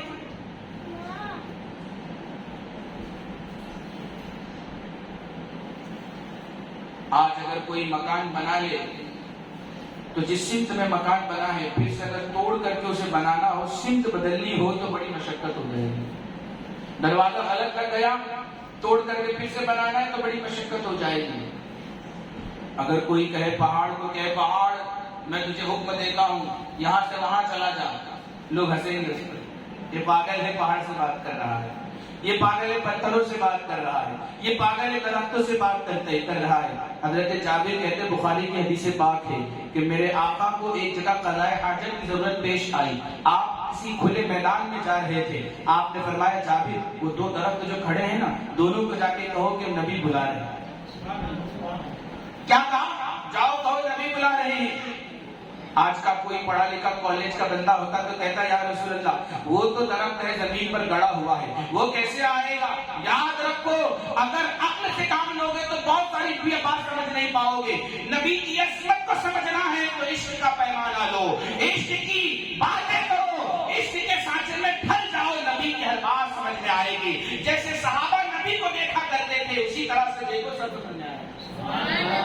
حضرت جابر کہتے میں گیا، جا کر کے درخت کے سامنے کھڑے ہو کر کے کہتا ہوں اے درخت تجھے رسول اللہ بلا رہے ہیں۔ میں تھوڑی دیر میں کیا دیکھتا ہوں کہ درخت دائیں ہلتا بائیں ہلتا، آگے ہلتا پیچھے ہلتا، اپنی جڑوں کو اکھاڑتا ہوا زمین پر پھسلتا ہوا آگے چلا جاتا ہے۔ میرے نبی دیکھتے ہی دونوں درخت آپس میں مل گئے، درخت کے پیچھے میرے نبی اپنی ضرورت سے فارغ ہو کر آپ باہر آتے ہیں، فرماتے ہیں اے جابر دونوں کو کہہ دو کہ واپس اپنی جگہ چلے جائیں۔ جابر کہتے میں نے پھر کہا، وہ دونوں درخت پھر کھسکتے ہوئے آئے اور اپنی جگہ پر قائم ہو گئے۔ اللہ اکبر، یہ نبی کی عظمت ہے۔ ایک درخت نبی کو پہچان رہا ہے مگر آج کا پڑھا لکھا مسلمان نہیں پہچان پا رہا ہے۔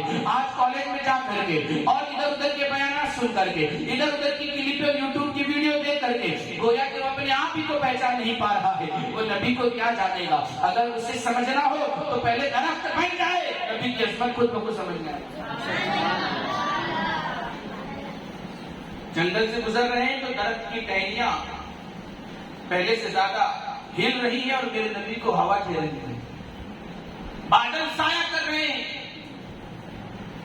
پتھر درود و سلام پڑھ رہے ہیں، جانور قدموں کو بوسہ دے رہے ہیں، فرشتوں اور جناتوں کا لشکر آ رہا ہے جو سلامی لے کر جا رہا ہے۔ کیا کوئی ہے ایسا انسان کہ جس کے پاس فرشتے آ کر اسے سلامی دے کر جائیں، جنات آ کر کے سلامی دے کر جائیں، جانور آ کر اس کے قدموں کو چوم کر کے جائیں؟ اعلیٰ حضرت فرماتے ہیں اپنے مولا کی ہے بس شان عظیم، جانور بھی کرے جن کی تعظیم، سنگ کرتے ہیں ادب سے تسلیم، پیڑ سجدے میں گرا کرتے ہیں۔ یہ ہمارے امام نے سکھایا ہے، یہ عقیدہ ہمارے امام نے دیا ہے۔ جس نے نبی کی عظمت کو سمجھا وہ دنیا و آخرت میں عظمت والا ہو، جس نے نبی کے مقام و مرتبے کو سمجھا وہ دنیا اور آخرت کے مقام و مرتبے والا ہو گیا، اور جس نے نبی کے مقام و مرتبے کو ہلکے میں لیا وہ دنیا میں تباہ و برباد ہو گیا۔ حسین نے سمجھا تھا وہ امر ہو گئے، یزید نے نہیں سمجھا تھا وہ مٹی میں مل گیا، وہ مٹی مل گیا۔ اسی لیے تو شاعر نے کیا ایک پیارا شعر لکھا ہے کہ مٹی میں مل گئے ہیں ارادے یزید کے، لہرا رہا ہے آج بھی پرچم حسین کا، لہرا رہا ہے آج بھی پرچم حسین کا۔ یہ وہی پرچم ہے جو کل ہمارے آبا و اجداد کے گھروں پر لہرا رہا تھا، آج ہمارے گھروں پر ہے، کل ہماری نسلوں پر، ہم کے گھروں پر ہوگا، اور انشاءاللہ اسی پرچم کی ٹھنڈی ہواؤں کے سائے میں ہم حسین حسین کرتے رہیں گے۔ آج پوری دنیا میں دیکھو آپ کو حسن نام کے بچے ملیں گے، حسین نام کے بچے ملیں گے، محسن نام کے بچے ملیں گے، حسنین نام کے بچے ملیں گے، قاسم نام کے بچے ملیں گے، عباس نام کے بچے ملیں گے، اور محمد نام کے بچے ملیں گے۔ یہ وہ بچے ہیں جو حسین کی محبت میں ان کے ماں باپ نے ان کا نام رکھا تاکہ حسین کی عظمت کا کچھ حصہ انہیں بھی مل جائے، حسین کے مقام و مرتبے کا کچھ فیض انہیں بھی مل جائے، حسین کی شہادت کا سطح کچھ انہیں بھی مل جائے۔ آج پوری دنیا میں جا کر کے دیکھو یزید نام کا بندہ کوئی نہیں ملے گا، شبل نام کا انسان آپ کو کہیں نہیں ملے گا، خولی نام کا انسان آپ کو کہیں نہیں ملے گا، ابن زیاد نام کا انسان آپ کو کہیں نہیں ملے گا، ابن سعد نام کا انسان آپ کو کہیں نہیں ملے گا، اس لیے کہ ان لوگوں نے نبی کی عظمت کو سمجھنے سے انکار کر دیا، نبی کے مقام کو نہیں سمجھا، اس لیے لشکر والے ہو کر کے بھی تباہ و برباد ہو گئے، حسین نے سب کچھ قربان کر کے بھی آباد ہو گئے۔ اور آج آپ دیکھیں کہ جمعہ میں منبر پر خطبہ ہوتا ہے تو خطبے میں جہاں اللہ کا نام لیا جاتا ہے وہیں پر حسن کا بھی نام لیا جاتا ہے، وہیں پر حسین کا بھی نام لیا جاتا ہے، وہیں پر سیدہ فاطمہ کا بھی نام لیا جاتا ہے۔ معلوم یہ ہوا کہ جب تک اس دنیا میں مسجدیں قائم ہیں، جب تک اللہ کا نام لیا جاتا رہے گا وہیں پر حسین کا بھی نام لیا جاتا رہے گا، وہیں پر حسن کا بھی نام لیا جاتا رہے گا۔ یہ یاد رکھو کچھ لوگ اپنے کاموں سے زندہ ہوتے ہیں، امام حسین وہی ہیں جو اپنے کاموں سے زندہ ہے، ان کا نام زندہ ہے، اور یہ نام جس بچے کے اندر جس بچے کا نام رکھا جائے حسین کا فیض اس کے سینے میں آ جائے۔ سمجھنے کی ضرورت ہے۔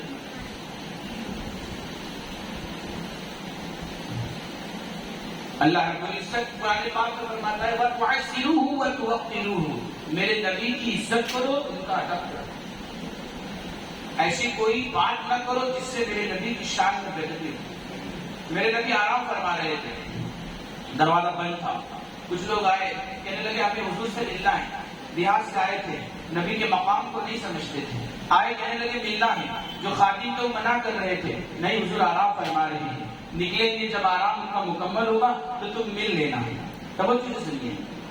انہوں نے کہا نہیں، ہم لوگ آئے ہیں، اور وہ لوگ آگے بڑھ کر زور سے پکارنے لگے، زور سے بولنے لگے، میرے نبی کے آرام میں خلل پڑتا ہے، اس کے بعد وہ تشریف لاتے ہیں اور ان کی گفتگو سنتے ہیں، اللہ کو یہ ان کی حرکت پسند نہیں آئی۔ قرآن پاک میں اللہ نے بیان فرمایا، اے لوگوں کہیں ایسا نہ ہو کہ تمہارا ایمان برباد ہو جائے، تمہارا عمل مٹی میں مل جائے، میرے نبی کے آرام میں خلل کیوں ڈالتے ہو؟ تم انتظار کرو، وہ خود باہر آئے۔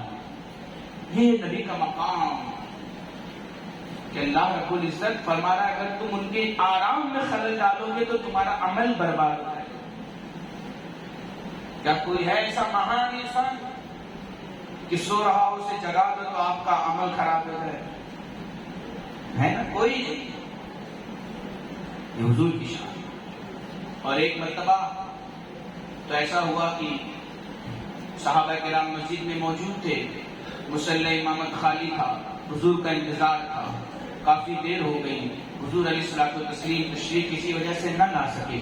لوگوں نے حضرت ابوبکر صدیق کو کہا آپ ہمیشہ حضور کے ساتھ میں رہتے ہیں، آپ ان کے یار غار ہیں، ایک کام کریں آپ اس مصلی پر کھڑے ہو جائیں، نماز پڑھا دیں، شاید حضور علیہ الصلوۃ والتسلیم کو آنے میں تاخیر ہوگی، کسی کام میں مشغول ہوں گے۔ آج بھی آپ دیکھیں مسجد کے امام اگر 1 سے 2 منٹ لیٹ ہو جائے تو لوگ آگے پیچھے دیکھنے لگتے ہیں، ایک دوسرے سے پوچھنے لگتے ہیں کہ کہاں گئے امام صاحب، کہاں گئے امام صاحب۔ کوئی کہتا ہے مولوی صاحب کھڑے ہو جاؤ جماعت کھڑی کر دو، کوئی کہتا ہے امام صاحب ہمیشہ لیٹ کرتے ہیں، کوئی کچھ کہتا ہے کوئی کچھ کہتا ہے، مگر دیکھو امام کا انتظار کرنا یہ صحابہ کی سنت ہے۔ میرے نبی مصلی امامت پر آنے والے تھے، کافی دیر ہو گئی، مگر کسی صحابی نے یہ نہیں کہا کہ حضور کیوں لیٹ ہوئے۔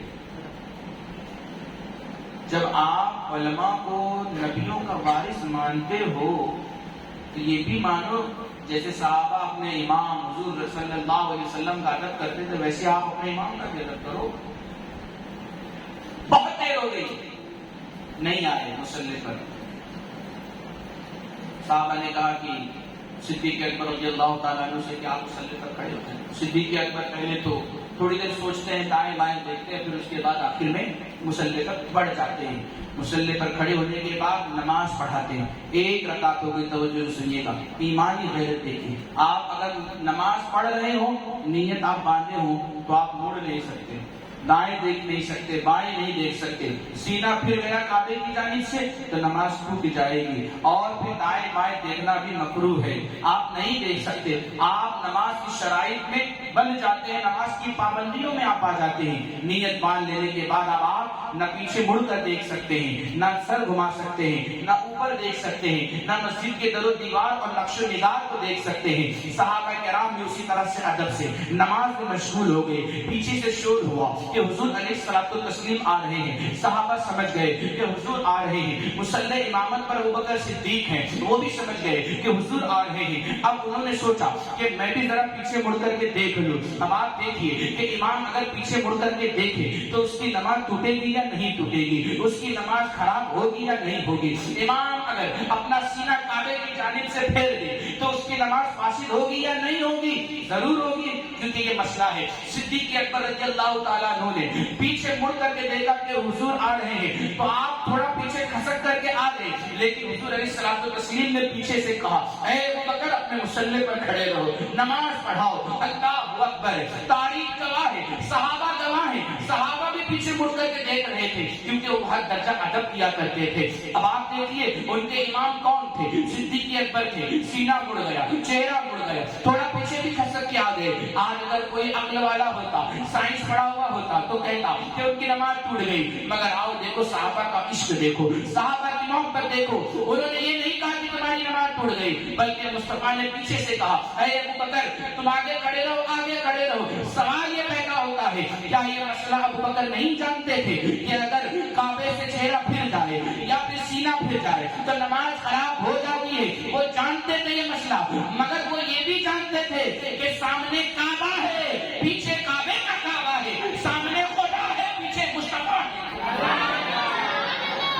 وہ یہ بھی جانتے تھے, وہ یہ بھی جانتے تھے کہ سامنے کعبہ ہے اور پیچھے کعبے کا کعبہ ہے. حضور علیہ الصلوۃ والتسلیم نے حضرت ابوبکر صدیق کی ابتدا میں نماز ادا کی. میرے نبی نے یہ نہیں فرمایا اے ابو بکر تم کعبے سے مڑ گئے تھے, کام کرو نماز دہرا لو. نہیں, جو نماز نبی کی تعظیم کے ساتھ پڑھی جاتی ہے وہ نماز سب سے افضل ہوتی ہے, سب سے بہتر ہوتی ہے.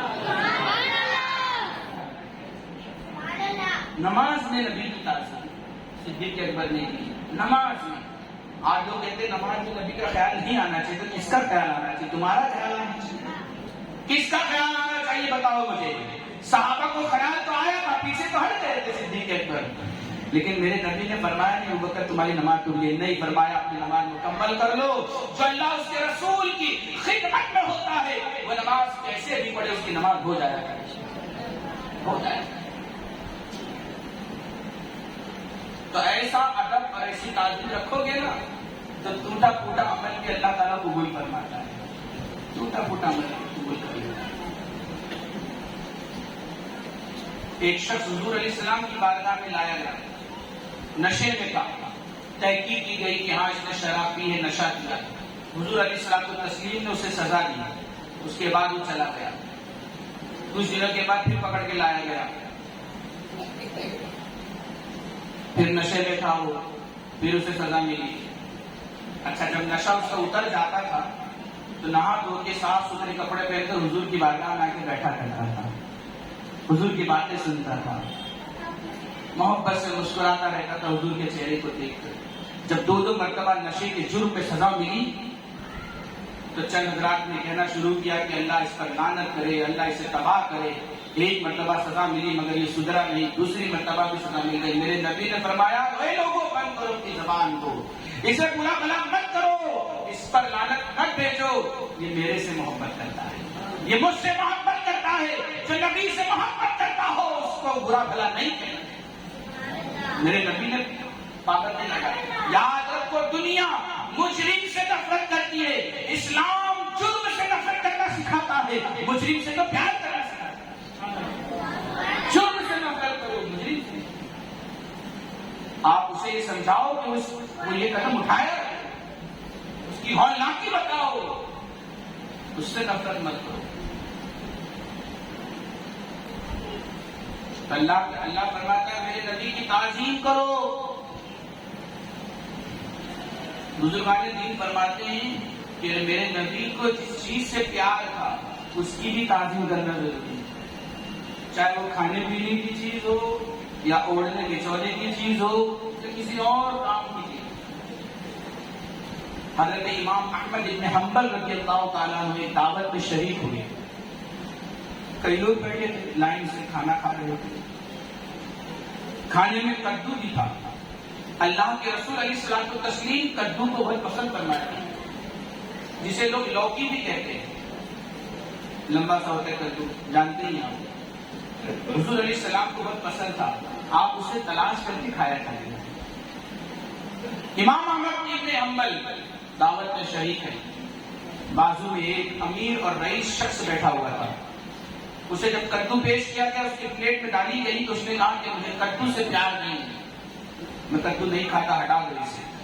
امام احمد ابن حنبل کھانا کھاتے کھاتے کھانا کھانے والا چھوڑ دیتے, للکارتے ہوئے کھڑے ہو جاتے ہیں, تلوار نکال لے کر کہتے ہیں اگر تو کدو سے محبت نہیں کرتا تو تجھے زندہ رہنے کا حق نہیں ہے, تو توبہ کر ورنہ میری تلوار تیری گردن اڑا دے گی. وہ گھبرا گیا اور کہنے لگا حضور مجھ سے غلطی ہو گئی, مجھے معاف کر دیجئے, میں توبہ کرتا ہوں, آئندہ جو چیز حضور کو پسند تھی اسے میں برا بھلا نہیں کہوں. ایسے لوگ تھے. ایسے بنو آپ، ایسے بنو جسے حضور پسند کرتے تھے آپ اسے پسند. اپنی پسند کو قربان کر دو حضور کی پسند پر، تو اللہ رب العزت پھر آپ کی پسند کے مطابق آپ کو سب کچھ نواز دے گا، سب کچھ نواز دے گا. لیکن پہلے اپنی پسند کو حضور کی پسند پر قربان ہو. تو میں نے بتایا کہ لعاب دہن حضور کا پاک ہے. میرے نبی سو جائیں تو ان کا وضو نہیں ٹوٹے. میرے نبی قبلہ کی جانب سے پھر جائیں تب بھی ان کی نماز نہیں توڑتے. یہ میرے نبی کی شان ہے. جب کعبہ کو قبلہ بنانے کی بات چلی تھی تو میرے نبی ایک رکعت نماز پڑھ چکے تھے. کل ہی بتایا میں نے، ایک رکعت پڑھ چکے تھے. اللہ فرماتا ہے فَوَلُّوا وُجُوهَكُمْ، اے محبوب نماز پڑھ رہے تو کیا ہوا، اپنا چہرہ پھیر لو، تمہاری نماز ہو جائے گی. ہم ہیں قبول کرنے والے، ہم ہیں قبول کرنے والے. آپ گھوم جائیں گے، چہرہ گھوم جائے. میرے نبی کا اچھا صحابہ بھی گھوم گئے. کسی کی نماز ٹوٹی بھی نہیں، دہرانے کا بھی نہیں کہا، نماز قبول ہو.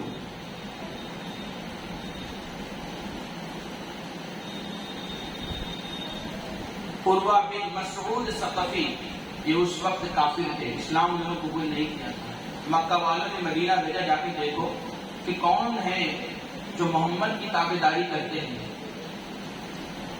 ابتدائی دور کا مذہب اسلام کا. عروہ بن مسعود ثقفی کہتے ہیں، بخاری شریف کی حدیث ہے، تو کہتے ہیں کہ میں مدینہ گیا تو کیا دیکھتا ہوں کہ حضور علیہ الصلوۃ والتسلیم وضو کر رہے ہیں اور صحابہ کرام وضو کا پانی زمین پہ گرنے نہیں دے. آپ وضو کرتے ہو نالی گٹر میں چلا جاتا ہے پانی، آپ کلی کرتے ہو تو گٹر میں چلا جاتا ہے. مگر عروہ کہتے ہیں کہ جب میں نے دیکھا کہ حضور اپنے چہرے پر پانی ڈال رہے ہیں تو صحابہ لپک لپک کر کے ہاتھ بڑھا کر پانی اپنے ہتھیلیوں میں لے کر کے اپنے چہرے پر مل رہے ہیں، اپنے چہرے کا ہاتھا بنا رہے ہیں. انہیں معلوم تھا دعاؤں سے زندگی نہیں ملتی ہے، نبی کے نسبتوں سے زندگی ملتی ہے. جو چیز نبی سے منسوب ہو جائے اس سے زندگی ملتی ہے. عروہ کہتے ہیں میں اتنا ہی نہیں، میں نے یہاں تک دیکھا کہ حضور کلی کر رہے ہیں تو وہ کلی کا پانی بھی زمین پر نہیں ملتا ہے، بلکہ اسے ہاتھ میں لوگ صحابہ لے کر کے اپنے چہرے پر مل رہے ہیں. اور پھر عروہ کہتے ہیں کہ میں نے دیکھا کہ بال کاٹنے والا حجام آیا اور حضور علیہ الصلوۃ والتسلیم کا بال مبارک تراشتا ہے، اور تراشنے کے بعد آج دیکھو کچرے میں پھینک دیتے تو بند ہے نا، لیکن صحابہ کرام کا ایمان دیکھو. تراشنے والا آیا، نبی کے بالوں کو تراشتا ہے، اور تراشنے کے بعد صحابہ کرام اسے آپس میں تقسیم کر لیتے ہیں، آپس میں تقسیم کر لیتے ہیں. عروہ نے چند لوگوں سے پوچھا کہ تم کیوں بال کو اپنے پاس رکھ لیتے ہو؟ ان لوگوں نے کہا کہ ہم جب قبر میں جائیں گے تو اپنے منہ پر، اپنے سینے پر نبی کا منہ مبارک لے کر جائیں گے. ہم اگر یوں ہی چلا جائیں تو ممکن ہے نجات ہو یا نہ ہو، لیکن نبی سے جو چیز منسوب ہے اسے لے کر کے جائیں گے تو ہماری نجات ضرور ہو جائے. کیا محبت کی حضور کے منہ مبارک سے. آج ہے کسی کا بال حضور کے بالوں کی طرح؟ نہیں ہے، ہوگا بھی نہیں، ہوگا بھی نہیں. عروہ جا کر مکہ میں کافروں سے کہتے ہیں تم ان سے لڑنے کا ارادہ کرتے ہو؟ ایک کام کرو، سنو، میں کیسر کے دربار میں بھی گیا ہوں، کسرا کے دربار میں بھی گیا ہوں، بڑے بڑے بادشاہوں کے دربار میں بھی گیا ہوں. ان کے سپاہی اپنے بادشاہ کا جتنا ادب نہیں کرتے اس سے زیادہ نبی کے غلام نبی کا ادب کرتے ہیں. تم ان سے لڑنا چھوڑ دو ورنہ تباہ و برباد ہو جاؤ.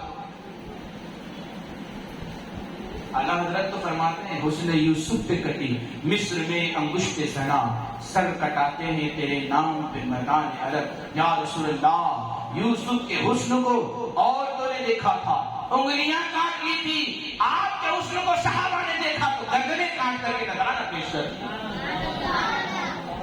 اپنی گردن کی قربانی دی. آپ کا حسن اتنا بے مثال تھا، آپ اتنے عظیم انسان تھے. یقینی طور پر آپ گوگل میں بھی سرچ کر لو کہ دنیا میں سب سے بہترین انسان کون ہے، تو آپ کو سب سے پہلے نمبر پر جو نام ملے گا تو محمد عربی صلی اللہ علیہ وسلم کا نام ملے گا. ایک دعا اور اسی پہلے نمبر پر رہنے والے رسول کی ہم امتی ہیں، جن کے بارے میں ہم گناہگاروں کے بارے میں آپ فرماتے ہیں کل قیامت کے دن جنت میں جانے والے جتنے بھی جنتی ہوں گے وہ جنت کے سامنے صف بنائیں گے اور تقریباً 120 صفیں ہوں گے. کتنی؟ 120 صفیں ہوں گی جو جنت میں جانے والے ہوں گے پوری دنیا کے. وہ کسی بھی نبی کی امت رہے ہوں، جو مومن ہیں وہ سب جنت میں جانے کے لیے سب بنائیں گے. میرے آقا فرماتے ہیں سب سے پہلی صف میں اگر ہوں گے تو میری ہی امت کھڑی ہوگی، میری امت پہلے صف میں کھڑی ہوگی. اور سنو، اس 120 صفوں میں سے 70 صفیں صرف میری امت کی ہوگی، 70 صفیں صرف میری امت کی ہوگی، بقیہ 50 صفیں دیگر انبیاء کی. یعنی سب سے زیادہ جنت میں جو امت جائے گی تو حضور کی امت جائے گی، اور سب سے پہلے جائے گی وہ بھی حضور کی امت. اعلیٰ حضرت فرماتے لا ورب العرش، جس کو جو ملا ان سے ملا، بڑھتی ہے کونین میں نعمت رسول اللہ کی، اور نہ کہنا نہیں عادت رسول اللہ کی. میرے نبی نے سب کو عطا فرمایا، آپ کو بھی انشاءاللہ عطا فرما رہے ہیں اور قیامت تک عطا فرماتے رہیں گے. اللہ تعالی ہم سب کو حضور علیہ الصلوۃ والتسلیم کی سیرت پر چلنے کی توفیق عطا فرمائے. وآخر دعوانا ان الحمدللہ رب العالمین. السلام علیکم ورحمۃ اللہ وبرکاتہ.